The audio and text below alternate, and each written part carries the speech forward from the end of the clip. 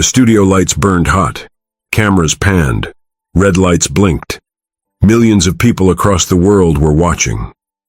Inside the international broadcast room, where LED screens wrapped around the walls and flags of every nation fluttered in holographic perfection, something shifted. The panel was tense. U.S. President, an ECOWAS chairman, a room full of powerful journalists. But suddenly, Trump leaned forward, a half-smirk pulling at the corner of his lips. He spoke, loud and sharp. "What power does ECOWAS even have?" A gasp. Then dead silence. Even the camera crew stopped breathing. Viewers watching from Nigeria to Paris sat up. People paused their dinners. Journalists on set looked stunned. On the far side of the desk, dressed in a modest dark suit and a lapel pin with the ECOWAS crest, sat Maada Bio. He didn't move. He didn't blink. He simply turned his head, slowly, deliberately, and met Trump's eyes. The host tried to cut the tension with a laugh, but no one joined. The world didn't know yet. They were about to witness something unforgettable, and it had nothing to do with noise. It had everything to do with dignity. Maada Bio's silence spoke louder than any words. He didn't raise his voice. He didn't flinch. He simply leaned forward, hands gently folded, and in a tone that felt more like truth than fire, he said, "Power isn't always noise. Sometimes it's what doesn't flinch under pressure." The sentence floated in the air like a calm wind, cutting through chaos. Trump blinked. He wasn't expecting that. The host tried to move the conversation along, but the internet had already exploded. Twitter, Facebook, YouTube, everywhere was flooded with clips. People were quoting it like scripture. Comments poured in. That moment gave me chills. Maada Bio, that's leadership. I cried, because that's the Africa I want the world to see. In homes across Africa, parents pointed to the screen and told their children, "Look at that man. That's strength." But what no one knew was that Bio's words weren't just for Trump. They came from something deeper, something personal, something he had carried since the war in Sierra Leone, since the children he buried, since the betrayals, since the dreams he fought to protect. And soon, that story, the one behind the silence, would be told, and it would break the hearts of millions. Later that night, Maada Bio sat alone in his hotel suite. The noise of the internet didn't reach him there. The victory, the trending hashtags, the praise, it all felt distant. In his hand was an old worn letter, faded, torn, from decades ago. It was from a young boy named Kofi, written during the Civil War. Maada had found it in a destroyed school while serving as a soldier. The boy's handwriting was shaky, but the words were clear. "Dear future President, if you ever become a leader, please don't forget us. Don't forget our hunger, our silence, the ones who never made it. Show them we had worth." He never found Kofi. He never even knew if the boy lived. But Maada kept that letter. Every year, every speech, every decision. That was why he didn't flinch today. Not because of pride, not because of power, but because he was answering that boy, finally, on the world stage. He folded the letter quietly. Outside, the city lights of New York blinked. But inside that room, one man carried the memory of thousands, and the world had just seen it, without even knowing. The broadcast had ended, but the echoes hadn't. Clips of Maada Bio's quiet response flooded every corner of the internet. From TikTok edits to WhatsApp statuses in Makini to viral tweets from Ghana, a single phrase was now history. Power isn't always noise. In Washington, think tanks began issuing statements. In Lagos, crowds gathered in street cafes watching the clip again. In Freetown, a young mother whispered the quote to her baby as they shared a bowl of rice. But inside the studio, something else had happened just before the cameras cut. Trump had gone silent. Not embarrassed, confused. He looked at Maada and asked, off mic, You really believe that? That silence is power? Maada didn't answer immediately. He simply gave a nod, then stood and walked away. Behind him, a quiet hush followed. Because when you carry the weight of broken promises, child soldiers, and burnt-down schools, you don't shout your strength. You wear it. The next day, a journalist leaked unseen footage of Maada Bio visiting a hospital in Sierra Leone days before the debate. And what people saw next would bring grown men to tears. The leaked video was just 2 minutes long, but it shattered the internet. In it, Maada Bio is seen walking through a dusty hospital ward in Bo district. The beds are rusted. The fans barely turn. Mothers sit by sick children, fanning away heat and sorrow. Then it happens. A boy, no older than 6, runs from a corner bed, tubes in his arm, eyes wide with hope. He wraps his arms around Maada Bio's leg and doesn't let go. Doctors rush to stop him, but Maada raises his hand. "Let him," he says. The boy doesn't speak. He just holds on tight, like he's clinging to something that could disappear any second. Maada bends down, places a hand on the boy's head, and whispers something no one could hear. The boy starts crying, and then Maada does too. The video ends there, but comments didn't. This isn't politics. This is pain.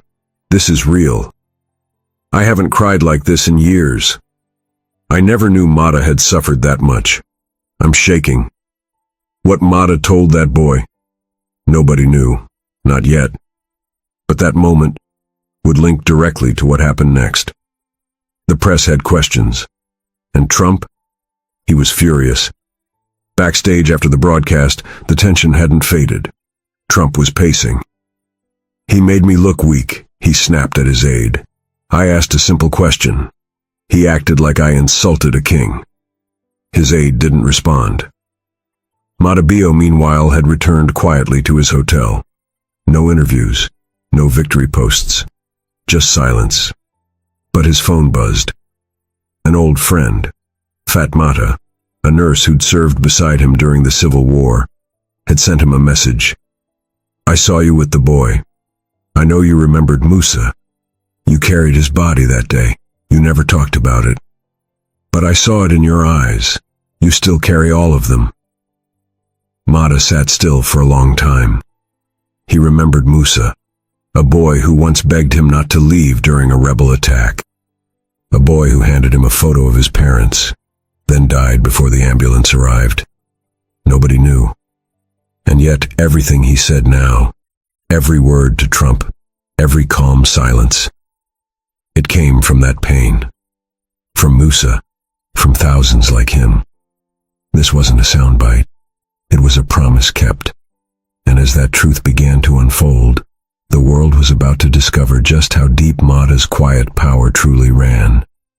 That night, as social media boiled over with praise and reactions, Maada Bio sat in the dark, alone with the silence he knew too well. He pulled out a photograph from his wallet, faded, torn at the edges. It was Musa, the little boy from the war, the one who clung to his arm while bombs fell outside. Musa had called him Uncle President, even though he wasn't in power then. He just believed, a belief that cost him everything. Maada stared at the boy's eyes in the picture, still hopeful, still alive, frozen in time. He whispered, "They didn't see you, Musa, but today they heard you." Meanwhile, in the White House, an emergency meeting had been called. Trump was furious. "He's making me look weak to Africa," he barked. "I want his full record exposed." A staffer asked, "But what's the strategy, sir?" Trump leaned in. "We'll remind the world he was once a soldier. Let's paint him as just another African general." But what they didn't realize was this. Maada Bio's scars were already known. He never hid them. And by the time they tried to weaponize his past, the world had already fallen in love with his truth. They thought it would bury him.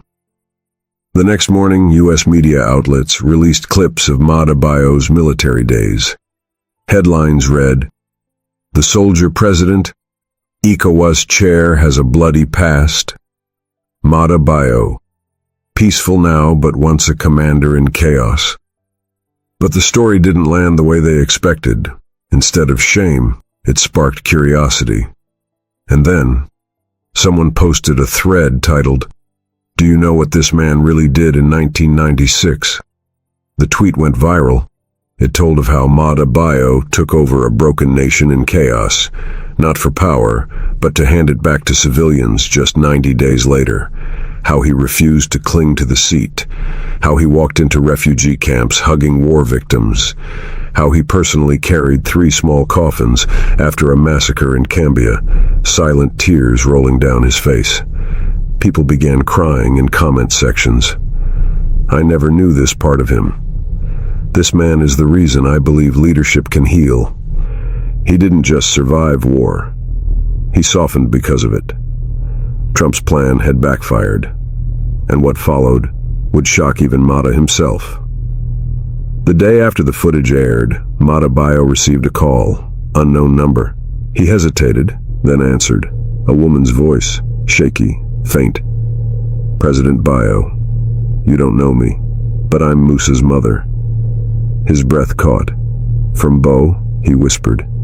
She nodded through tears. "I saw the video, the one where you held that child, and I just knew, you still carry him." Maada's hands trembled. "I've wanted to thank you," she said. "Not because you saved him, you couldn't, but because you never forgot him. No one else came back, only you did." He swallowed hard. "He changed me," she sobbed softly. "And now, you've changed the world." The call ended, but Maada didn't move. For the first time in decades, someone had reached into the deepest part of him, not with judgment, not with politics, but with grace. And from that moment on, his mission wasn't to win a debate.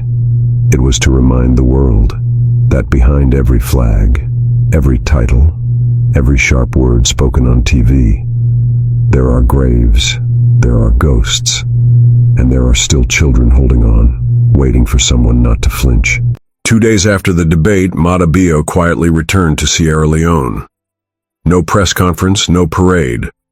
Just the sound of the wind as he stepped off the plane. He didn't go to State House. Instead, he drove straight to Bo Government School, the place where he first learned the meaning of injustice. The school where, as a teenager, he watched soldiers beat a classmate for asking why his village had no water. It was here his dream began, and it was here he came back to listen. Teachers rushed out to greet him. Students chanted his name. But Maada raised a hand. "No celebration.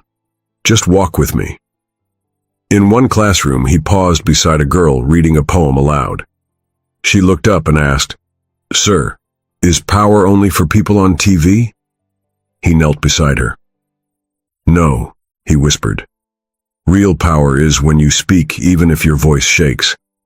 And even when no one listens, you keep speaking." The teacher wiped a tear.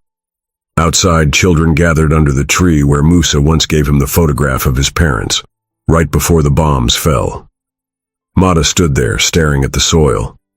He knew he had more to say. But first, he needed to visit one last grave. He had never brought security here. Only his driver knew the place. It was a hill just outside Kanema, a small cemetery with no fences. The wind carried dust and silence. Maada walked alone, holding a single white rose. He stopped in front of an unmarked grave. Just a stone. No name, no flowers. But beside it, an old child's shoe, partly buried in the dirt. He knelt. "This is where Musa rests," he said softly, as if the wind were listening. "For years I thought forgetting would help me lead, but every time I'm quiet, I hear his voice." He placed the rose on the soil. "I didn't come here because of politics. I came because the world finally listened to me. Not because I was loud, but because I remembered what silence costs." As he stood, his driver handed him a folded note. "This came in today, sir. from Ghana. Maada opened it. It read, "President Bio, your reply on that stage made my son cry. He said, I want to lead like him. Thank you for being what we prayed Africa would become. A mother from Accra." Maada closed his eyes. His mission was only beginning. Far away, in a studio in New York, Trump sat watching replays of the debate. For once, he said nothing. Next to him, an aide placed a folder of polling numbers. ECOWAS's approval was surging worldwide. American youth, African Americans, and even former critics were flooding social media with one phrase: "We need more Maada Bios." Trump tossed the folder aside. Then, he picked up his phone, scrolled to a photo, one no one had seen before. It was him, years ago, holding his baby son Baron in a hospital, back when he still had softness in his eyes, before the noise. He whispered, "I used to want to protect him, not embarrass him." The next day, Trump made a surprise call to the African Union. No cameras, no speech. He simply said, "Tell Bio, he won that round." The AU representative was stunned. "Would you like to speak to him directly?" Trump paused. "No, just tell him the world is watching now, and this time, we're listening." Meanwhile, Maada was preparing to address the ECOWAS Youth Summit in Abuja. But what he was about to say would make the entire room cry. Abuja was burning under the sun, but inside the ECOWAS Youth Summit Hall, you could hear a pin drop. Thousands of students, youth leaders, and activists from across West Africa packed the venue.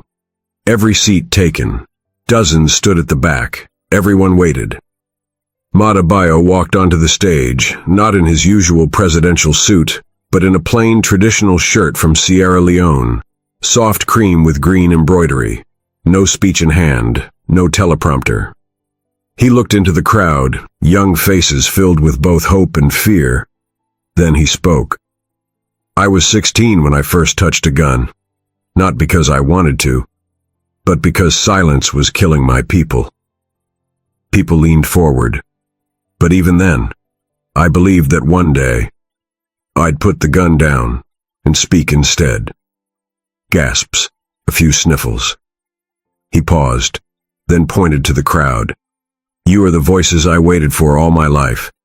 And if they ask, what power does ECOWAS have? Tell them we've survived bullets. Now we speak peace." The room erupted. Some cried openly. Others just stood in silence. The clip went viral in minutes. But one person watching from Sierra Leone would make the moment unforgettable. In the back row of the summit, a man quietly removed his cap. He wore old jeans. His hands were calloused from fieldwork. His name was Abdul, and he hadn't seen Maada in over 20 years. They had grown up in the same neighborhood, played football with Musa in the dusty streets of Tihun, shared bread during war. But after the army split them apart, Abdul disappeared into the villages. When he heard Maada would speak in Abuja, he sold his only goat for transport money. Now he stood, eyes brimming. "He kept the promise," Abdul whispered to himself. "He said he would speak for us, and he did." After the speech, Abdul tried to reach him, but the security was tight. He left a note with an aide. "I am just a brother from the war. I saw Musa die too. You didn't fail him. You made him proud today." The next morning, Maada's team found him. Maada hugged Abdul tightly, like no time had passed. Two men who once survived war with nothing but loyalty. Now reunited, as hope itself became their legacy. What they didn't know was that one final moment, one final message, was about to shake the entire continent. 3 days later, a special United Nations roundtable began in Nairobi. Leaders from across the globe gathered to discuss African development. The room was full of skepticism, until Maada Bio was asked to speak. He didn't stand behind the podium. Instead, he brought out something surprising: Musa's photo. He held it up slowly, then said, "This is the boy who made me the man I am." He didn't ask for war. He asked to be seen. The room went still. When I was mocked on live TV and asked what power ECOWAS has, I thought of him, because our power isn't in bombs or threats. It's in surviving sorrow and still choosing to love. There wasn't a dry eye in the room. Delegates stood, not for formality but out of reverence. One American diplomat whispered to another, "That wasn't a speech. That was a soul-bleeding truth." The photo of Musa later hung in the ECOWAS youth office in Accra, and around the world, millions said the same thing. Africa didn't just speak today, it healed. But one last surprise was waiting, one that would break everyone watching. Late one evening after the Nairobi summit, Maada Bio returned to his hotel room. A letter was waiting for him at the front desk. No return address, just a folded envelope. Inside was a child's drawing. Crayons. 3 people. A man in a green robe, a small boy holding his hand, and a microphone in the middle with hearts all around. On the back, in tiny handwriting, "Dear President Bio, I don't know what ECOWAS means, but I know you make my mom cry happy tears. I want to be calm like you when I grow up. My name is Musa too." He read the name again. Musa. Maada dropped into a chair, unable to hold it in anymore. Tears streamed down his face.